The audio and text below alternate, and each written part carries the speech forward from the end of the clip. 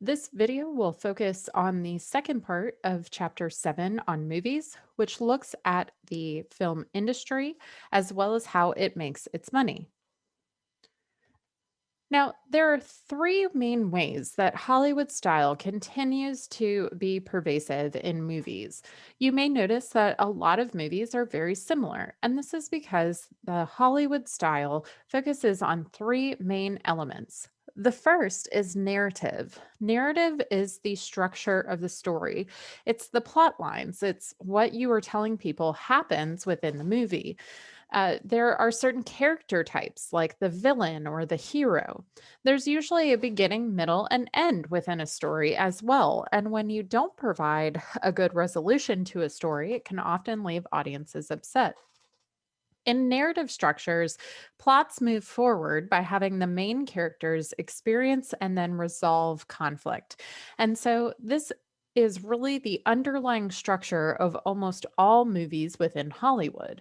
And this started once the directors and the movie makers were trying to move away from the trade and were moving further into Hollywood, California as a production center.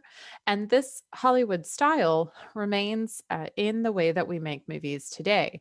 And so, again, narrative structures are one of the three elements that continue to be pervasive in movies that are produced in Hollywood.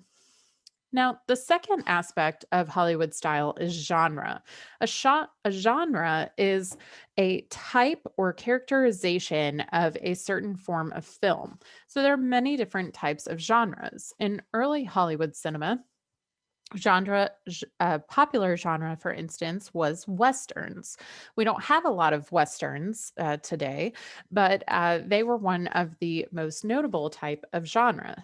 We also have romantic movies like The Notebook. We have horror movies like Poltergeist, sci-fi like Lord of the Rings, superhero movies like Black Panther, and then of course we have musicals like La La Land or The Greatest Showman. And these were unusual types of genres because they didn't follow the typical film idea of recreating real life. And they really peaked in the 1940s and 50s and have seen a recent return with movies like The Greatest Showman and La La Land. But you can see how genres work to help define a certain movie and what the audience should be expecting. For instance, if I tried to market Poltergeist as a romance of a family who's just moving into this new home, and then you came and saw Poltergeist, which is about how this house was built on a graveyard and it's haunted, you might be a little upset by how that genre was promoted for the movie. And so genres really allow easier promotion for a film because it fits within a pre-existing category. Now, of course, there are those movies that jump genres, such as Deadpool, which combines a comedy movie with a superhero movie. And those can be successful, but they are harder to make. Now, you may notice that a lot of Hollywood movies also rely on continued storylines. And so these are called series. So we have the Harry Potter series, which is a series of 8 films, all about the same characters involving different plot lines for each movie, but they all have very similar storylines. Same for Final Destination, the millions of Fast and Furious movies that there are, James Bond movies, Tyler Perry's Medea, and even Star Wars. So, series are important to Hollywood style because they are easy to promote, they are easy to produce. Once you're a Harry Potter fan, you're gonna want to continue seeing the rest of the movies. And if you've spent enough times watching movies, I don't know, 1 through 3, you are more likely to keep going back for the other movies in the series because you want to know what happens to these characters. So this is an easy way that Hollywood makes money is through the series that they produce. Another way that Hollywood kind of relies on pre-existing categories of movies is by taking things that were previously successful and remaking them or updating them for future audiences. Up top, you can see A Star is Born, and it has had many different adaptations, including its latest one with Lady Gaga. Now, Disney has been remaking their own classic films into live action movies with Maleficent or Sleeping Beauty, Beauty and the Beast, Jungle Book, or even Mulan, which premiered recently.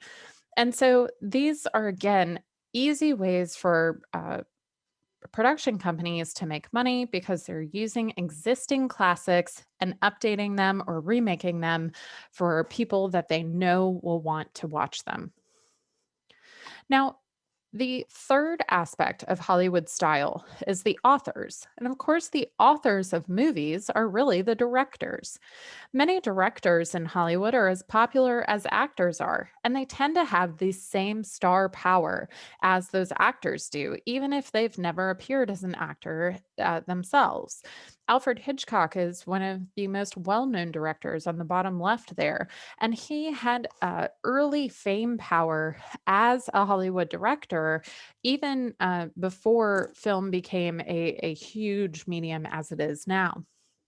The problem with a lot of Hollywood directors is that there is a lack of diverse voices. In fact, a recent study found that women were hired for only 3.4 of major Hollywood films as directors. And of course, minority directors, people of color, are also extremely underrepresented in Hollywood. What does that mean? Well, when your authors are less diverse, that means your stories are also not representative of the cultures that they are meant to be reflecting. And so, this is a continued discussion within Hollywood to try to get more diverse voices. And the interesting thing is, when women and minorities direct movies, they tend to be very widely accepted. And so, it's an interesting dynamic that these films are actually very popular, they make a lot of money, and yet they are still being kept out of many Hollywood studios. For instance, Catherine Bigelow became the first and so far only woman to win an Oscar for Best Director for her directing of the movie The Hurt Locker. And she is right here. Now, of course, Nora Ephron, pictured above here, produced many of the famous rom coms that we know. And Nora Ephron has really become a household name in terms of directors, but she's not as widely respected because she's in the genre of romantic comedies as opposed to like a Steven Spielberg who tends to produce these huge blockbusters, or Martin Scorsese, who tends to produce big action movies. Now, in terms of people of color, Jordan Peele became the first Black person to win an Oscar for original screenplay for his movie Get Out. So you can see the huge success that this movie has had, as well as Peele's success as a screenplay writer. Black Panther, which was directed by Ryan Coogler, became the first Black director of a Marvel superhero movie, and it was one of the most widely sold and widely accepted and loved superhero movies. And in fact, it's one of my favorites as well. Now, Sophia Coppola became the first American woman ever nominated for Best Director back in 2003. So you can see it took women a very long time to be recognized by the Academy for directing. Of course, her father, Frank Coppola, was also very famous within Hollywood. Now, Patty Jenkins, who directed the original Wonder Woman movie with Gal Gadot, she was the first female director of a major superhero movie as well. And now she is directing, writing, and producing Wonder Woman 1984, which is set to be released later this year. Ava DuVernay was the first Black woman to direct a film with an over $100 million budget for A Wrinkle in Time, which of course featured Oprah Winfrey, who also helped with the movie's production. So we do have some minority voices that are being heard in Hollywood, but more is certainly needed for our movies to become more diverse and better representative of our nation. But what happens when you step out of Hollywood, those major studio houses? Well, American films tend to capture 90% of the global market, meaning that America is a huge producer of film even outside of the United States. In terms of what Americans watch for foreign films, we actually see less than 2% of foreign films in the United States. So we don't really get a large import of films, but we do export a lot of movies to other cultures. Now, Bollywood in India is actually the largest film industry in the world. They produce almost 2,000 movies a year, while the United States produces around 700 a year. Outside of major motion pictures, there are other different types of films that can be very popular. Documentaries are one that have been very popular that they usually tackle more controversial issues. Some of the most well known documentaries are from producer Michael Moore, such as Bowling for Columbine, Fahrenheit 9/11, and Sicko. Although there have been wonderful documentaries produced, they tend not to get the national interest that films like this one, like these, have. Indies are independent films that are often made on a very small budget, and better technology from cell phones or inexpensive cameras, as well as producers or subscribing services like Netflix, have really kept this genre alive. And in fact, the Sundance Film Festival, which takes place every January in Park City, Utah, is one of the major promoters of indie films and allowing those independent producers to have their films seen. Some of the most well-known indie films are that have happened recently are Eighth Grade, The Blair Witch Project, Napoleon Dynamite, Get Out, Call Me by Your Name, Whiplash, The Kids Are All Right, 500 Days of Summer, Black Swan, The Wrestler, My Big Fat Greek Wedding, The King's Speech, and Pulp Fiction. But the most successful indie film ever produced was The Passion of the Christ, which made over $600 million for this independent filmmaker. So you can see that some of these productions are very popular. They make a lot of money, but it's very rare for indie films to see the commercial success that large productions do.